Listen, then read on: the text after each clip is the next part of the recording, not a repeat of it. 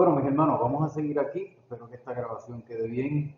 Un poquito abundando sobre ese tema con el cual terminamos el video anterior. Así que vamos a ver ahora varias influencias que están en el trasfondo de lo que vamos a encontrar en el Evangelio de Juan, ¿verdad? Nosotros ya escuchamos el prólogo, escuchamos parte del capítulo 1 y hablamos ahora, estaba diciéndoles que una de las posibles influencias que está detrás de la caracterización que aparece en el Evangelio, en el cuarto Evangelio de Juan el Bautista, es que había un clima un poco de polémica, de tensión entre algunos seguidores de Juan el Bautista y algunos seguidores de Jesús en la iglesia primitiva. Así que voy a continuar abundando sobre ese punto.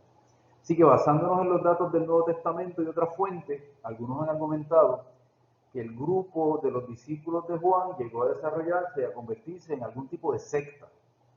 Estos serían aquellos que después de haber sido ejecutado Juan, que encontramos en el capítulo 6 de Marcos, la narración cuando Juan el Bautista le cortan la cabeza, pues, ellos habrían ido a buscar el cuerpo de Juan el Bautista y ese grupo continuó venerando la memoria y practicando y propagando las doctrinas de Juan el Bautista. En los evangelios nosotros escuchamos, ¿verdad?, que venían los discípulos de Juan el Bautista en algunos pasajes. En la lectura abunda un poco más, pero no lo voy a hacer en la presentación. Y ya se encontraba esa polémica, ¿verdad? Decían que los discípulos de Juan el Bautista ayunan, ¿verdad? Y se lavan las manos, pero tus discípulos no. ¿Por qué? ¿Qué es lo que está pasando? O los discípulos de Jesús le dicen a Jesús, mira, enséñanos tú a orar como Juan el Bautista enseñó a sus discípulos, ¿verdad? Uno casi puede entender que hay algún tipo de controversia entre quién es el que mejor o más ora. En el capítulo 3 de Juan, lo vamos a encontrar también más adelante, donde dice que los discípulos de Juan el Bautista vienen donde Juan le dice, mira Juan, aquel que estaba bautizando contigo en el otro lado del Jordán, ahora está bautizando por allá en otro sitio y todo el mundo se está yendo con él. Así que aparentemente hubo este tipo de fricción. Independientemente del grado de organización que hubiesen podido lograr los discípulos, ¿verdad? Esto es algo que se ha debatido. Si llegó a conformarse en un grupo estable o fue más bien una alianza de seguidores, más o menos sin organización, y hay muchas teorías sobre esto. Y la más plausible, lo más posible es que hubo un grupo de seguidores, ¿verdad? Pero ese grupo de seguidores no fue a constituirse o no llegó a constituirse como un grupo organizado. Bueno, independientemente de esa discusión de cuán organizado o no hubieran estado los seguidores de Juan el Bautista después de su muerte, algunos creen que este grupo sí antagonizó con los discípulos de Jesús hasta el punto de convertirse en rivales al inicio del cristianismo. Ecos de esta alegada polémica la encontramos en el Evangelio de Mateo, donde los discípulos de Juan aparentemente vienen a reclamarle a los de Jesús sobre sus prácticas de ayuno. Esto es algo lo que estaba haciendo alusión hace un momento. Sin embargo, el cuarto Evangelio es donde mejor se refleja que en la iglesia primitiva existió algún tipo de polémica, antagonismo o rivalidad entre los discípulos de Jesús y los discípulos de Juan. Así que en este Evangelio esa polémica se ve fuerte.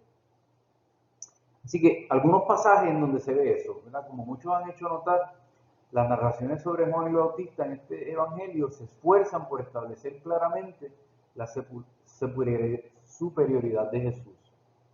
Ciertos pasajes se prestan para ser interpretados con facilidad de esta manera. Así que ahorita yo estaba leyendo el prólogo, pero yo no lo leí completo. La parte donde habla de Juan, donde dice que Juan vino para dar testimonio de la luz.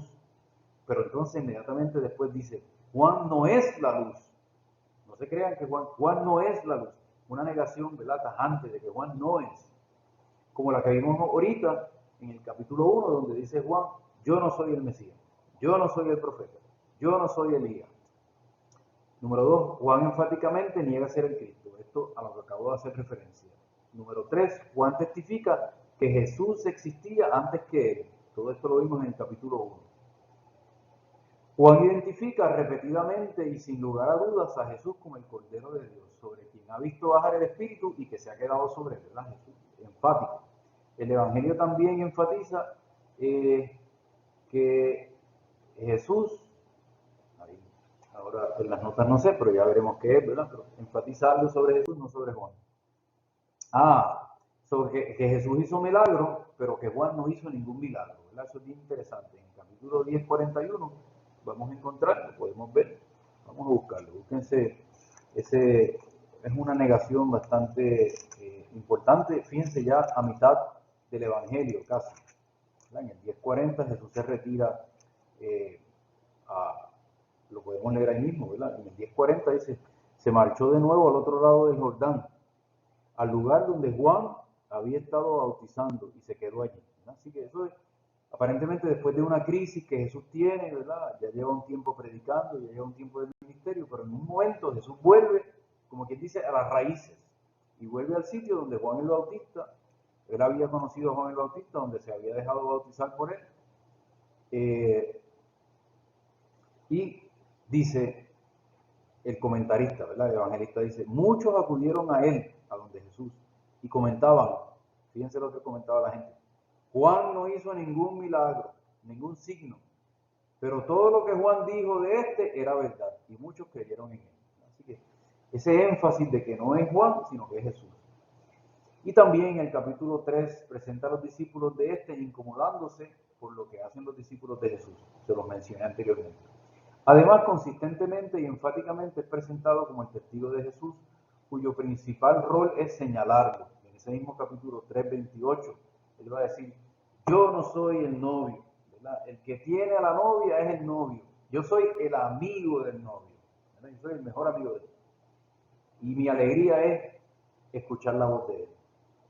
Entonces dice así, ¿verdad? Hacerse a un lado, una vez ha sido cumplida esa misión, dice, es necesario que él crezca, estas son las palabras de Juan, que Jesús crezca y que yo disminuya. Así que vemos aquí el énfasis en tratar de crear, sin lugar a dudas, establecer la superioridad de Jesús sobre Juan el Bautista por medio del propio Juan el Bautista. Finalmente, mientras en otros evangelios Jesús enaltece a Juan, como por ejemplo lo podemos ver en Mateo 17 o en Mateo 11 o en Lucas 7, donde Jesús dice en uno de esos sitios, de los hijos de mujer no hay nadie más grande que Juan. Bueno, eso no lo vamos a encontrar en el cuarto evangelio, ¿verdad? Porque el cuarto evangelio, el énfasis precisamente no es decir eso, no es decir que Juan es grande, es decir que Jesús es grande y que Juan es pequeño. En el cuarto evangelio parece restarle importancia a Juan el Bautista. Muy bien, así que ese punto. Otro punto, otra influencia en el Evangelio de Juan. Bueno, otra influencia importante en el Evangelio de Juan es el gnosticismo. Eso lo mencionamos brevemente cuando estábamos viendo el prólogo, pero ahora quisiera abundar un poquito sobre qué es eso del gnosticismo, ¿verdad? En escritos gnósticos se encontraba esos conceptos de logos, se encontraban esos conceptos de luz y de oscuridad, en la dualidad. Esas dualidades son importantes en el gnosticismo. Entonces, la doctrina de los gnósticos o el gnosticismo surgió en un clima de sincretismo, ¿verdad? Sincretismo es como una sopa, es una mezcla de ideas que caracterizaba la época de los comienzos del cristianismo. Es una amalgama, otra palabra para sincretismo, un revolú, podríamos decir nosotros, de elementos del judaísmo de la diáspora, algunos conceptos neoplatónicos, un poco filosóficos, doctrinas tomadas de religiones del Oriente Medio, sobre todo de Irán, y del cristianismo. Pero esas ideas fueron combatidas por los santos padres y combinadas por la iglesia. En nuestros tiempos, un poquito de ideas así sincretistas y tipo gnósticas es lo que se llama la nueva era, ¿verdad? La nueva era, que un poquito de aquí, un poquito de allá, un poquito de sal, un poquito de pimienta, un poquito de lechuga y hacen una ensalada. Un poco qué era esa doctrina, que era, ¿verdad? Un poco, siempre por conveniencia se trata de sintetizar la doctrina, pero en realidad sabemos que la doctrina variaba de un sitio a otro, ¿verdad? No era una forma así tan esquemática como se la voy a presentar aquí. Pero bueno, para beneficio de tratar de comprender qué era, pues más o menos así, ¿verdad? La doctrina de los gnósticos Era conocida principalmente por los escritos de los santos padres y los filósofos que polemizaron contra ella. Desde el siglo XVIII se le conoce directamente por algunos escritos gnósticos en copto que se descubrieron en Egipto. Pero el principal hallazgo de fuentes directas se produjo en diciembre de 1945. En esa fecha se descubrió lo que se llama la literatura del Nag Hammadi, a unos 100 kilómetros al noreste de Luxor, en Egipto, una biblioteca del siglo IV consistente en 12 códices y algunas páginas de un decimotercero que contenían 52 tratados gnósticos. Como las anteriores, también estas son obras que se conservan en copto. Los gnósticos buscaban un conocimiento proveniente de alguna revelación que los ayudara a liberarse de las miserias y contingencias de esta vida mortal, para alcanzar así la vida verdadera, que es la vida divina. Ellos sostenían que habían dos principios creadores. Esto es casi como un maniqueísmo, ¿verdad?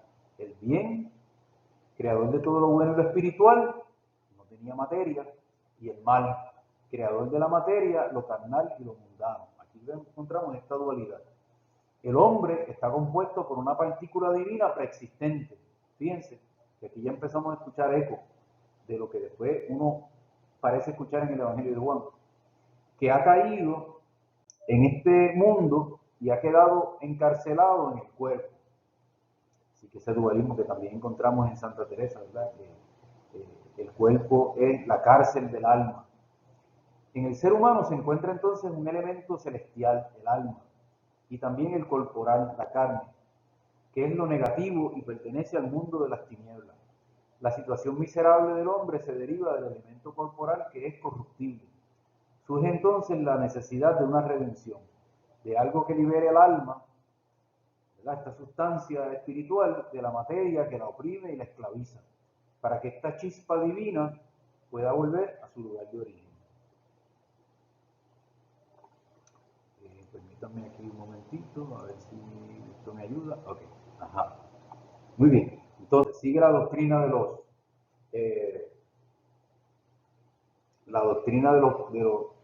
del gnosticismo. El Redentor, ¿verdad?, que es un eón, es un ser espiritual que va a venir, no puede proceder de lo material, pero tampoco puede ser divino, porque existe una total incomunicación entre el mundo divino y el mundo material. No puede ser un hombre, sino un ser celeste, un eón le llaman, y luminoso, emanado de lo divino, intermediario entre la divinidad y los seres materiales, que actúe como un medio para comunicar la redención del alma. De ahí la necesidad de la existencia de mediadores que cubran el abismo entre el mundo, este mundo y el otro. Estos mediadores obran la redención otorgando un conocimiento, de aquí la palabra gnosis, que le revela al alma cuál es su origen y el lugar hacia donde debe volver, y le comunica los medios para salir de su degradante e ignominiosa condición. Así que esa es en esencia la doctrina gnóstica. Un poquito más, los gnósticos, para los gnósticos la redención del hombre interior reposaría o dependería del conocimiento, la gnosis. Y esta redención no sería corpórea, ya que el cuerpo es incorruptible, ni psíquica, porque también el alma ha nacido de la pasión, sino que tiene como habitación el espíritu.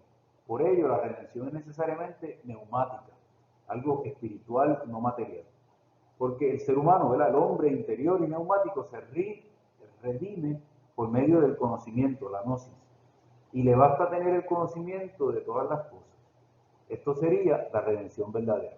Así que fíjense cuántos puntos de contacto vamos a ir encontrando, si no nos hemos dado cuenta todavía, pero vamos a encontrar muchos puntos de contacto entre estas ideas y las ideas que se van a esbozar en el Evangelio, en el cuarto Evangelio, en el Evangelio de Juan. Así que esto sería posiblemente otra de las influencias que se encontraban en el mundo en el cual el cuarto Evangelio va a nacer.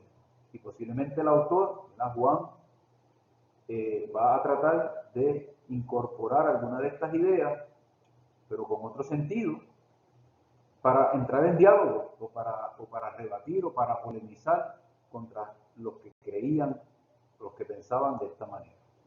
Así que va a utilizar términos similares y conceptos similares. Y es posible que Jesús también lo haya hecho, ¿verdad? Esa es la implicación de esto. Vamos a ver, otra influencia en el Evangelio de Juan. Aquí hay, para terminar, dos judaísmos. Vamos a ver primero el judaísmo helenista y el judaísmo, para terminar esta presentación, el judaísmo palestinense. Primero, el judaísmo helenista. ¿Qué es eso? Pues bueno, primero que nada recordar que habían varios judaísmos, así que habían distintas maneras de pensar el judaísmo. Recuérdense los judaísmos de la diáspora, que están diseminados por la cuenca del Mediterráneo, pero también el judaísmo palestinense se va a limitar o va a tratar de identificar más a los judíos que vivían en esa tierra, ¿verdad? En el territorio de Judea, posteriormente el territorio conocido como Palestina. Así que primero, esta mentalidad helenista que habíamos visto anteriormente en la primera presentación de la clase, que eran como quien dice los puertorriqueños un poquito americanizados, ¿verdad? Así que habían un poco absorbido o habían sido influenciados por la mentalidad de los griegos, por las costumbres, por la filosofía, por la economía, por la religión, ¿verdad? Así que tenían una mentalidad un poco más abierta, diríamos. Dirían los palestinenses un poco más contaminada, pero bueno. Así que algunos investigadores ven el origen del Evangelio de Juan en el judaísmo helenista, representado principalmente en la comunidad judía de Alejandría, ¿verdad? Que era una comunidad del exilio o de la diáspora, que tuvo una actividad intelectual y una producción literaria inmensa. Y aquí va a venir los escritos de Filón de Alejandría. Ellos fueron los responsables de la traducción de la Biblia conocida como los 70, ¿verdad? La Septuaginta. Asumieron conceptos de la filosofía griega y los llenaron de nuevo sentido para entablar un diálogo con la cultura de su medio ambiente. De la cultura judía alejandrina heredó de los griegos la lectura alegórica, un poquito simbólica, podríamos decir, que estos aplicaban a los poemas, a la epopeya y a las tragedias griegas, y la utilizaron para leer la Sagrada Escritura. Así que este judaísmo palestinés, este judaísmo helenístico, un poquito aprendió a leer según las influencias del mundo greco-romano, sobre todo griego, que muchas veces utilizaban esa simbología, esa representación, nosotros llamamos alegórica, en otros libros, pero ellos la aplicaron, los judíos helenistas, a la Biblia. Entonces empezaron a leer e interpretar la Biblia así, de una manera simbólica. Los personajes que aparecen en estos textos vieron representados los vicios, las virtudes, las actitudes y las categorías de personas, ¿no? Así que lecturas que se llaman alegóricas es cuando una cosa representa otra cosa. Un vaso puede significar una persona, etc. Lo veremos más adelante. A partir de esta identificación desarrollaron una doctrina filosófica o moral basada en la Biblia hebrea. En los escritos de la corriente judeo-helenista se desarrollaron elucubraciones sobre la sabiduría personificada, que también se ve reflejada en el libro de la sabiduría.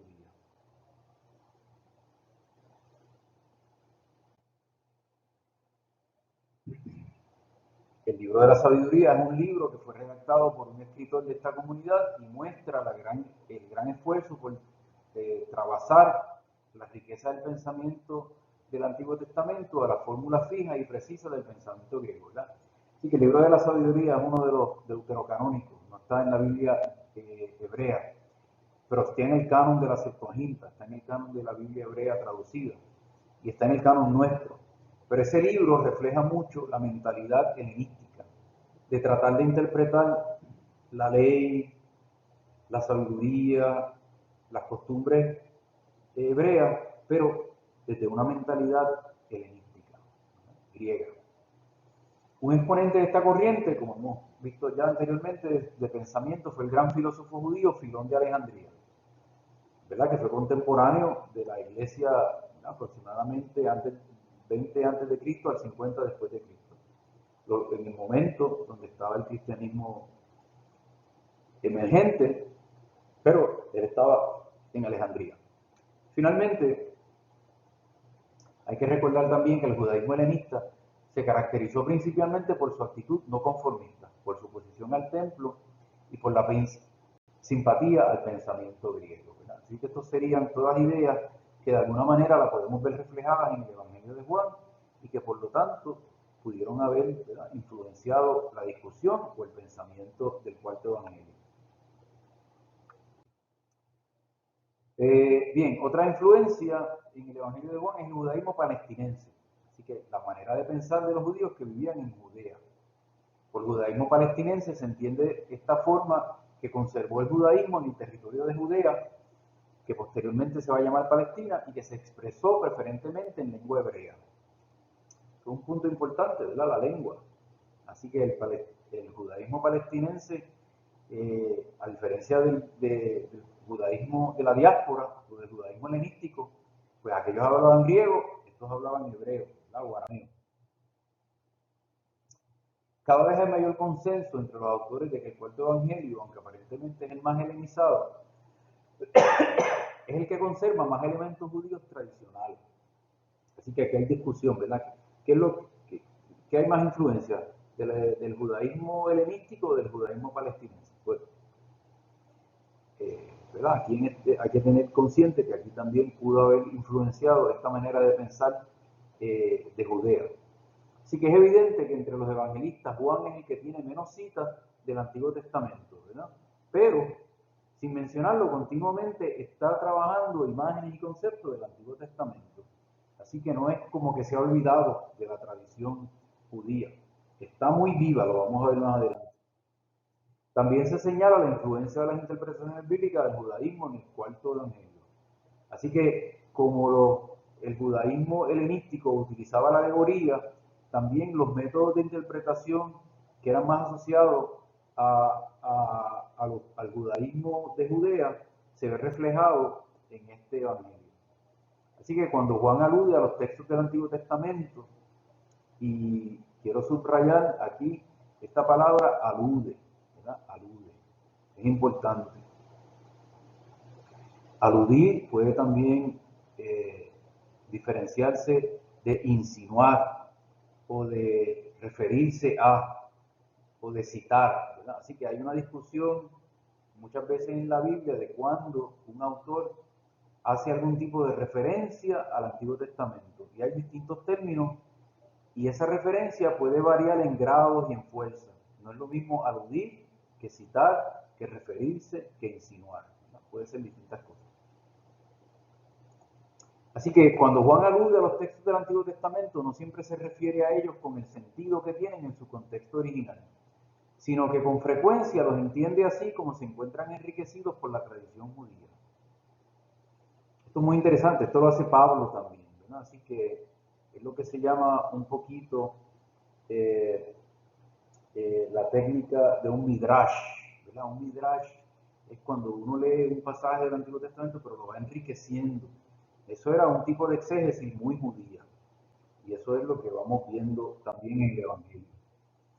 Así que el descubrimiento de los manuscritos del Mar Muerto, lo que le llaman Qumran, ¿verdad?, ha permitido conocer un grupo religioso judío, los esenios, que de características sectarias y contemporáneos de Jesús, que en sus creencias y en sus expresiones habían asimilado elementos que no tenían su raíz en el Antiguo Testamento ni se encontraban en las tradiciones judías conocidas hasta el presente, ¿no? Así que ellos tenían una manera como distinta de interpretar las Sagradas Escrituras. Y este grupo está en Judea, ¿verdad? Esto pertenece al judaísmo palestinense. Bien, así que vamos a dejar hasta ahí esa presentación y vamos ahora a pasar a esta segunda presentación que tiene que ver con el final de ese primer capítulo, hablar un poquito sobre los discípulos de Jesús, que ya lo hemos mencionado, y sobre la fe. ¿Okay? Así que para esto vamos a detener aquí esta presentación y vamos a hacer un nuevo video.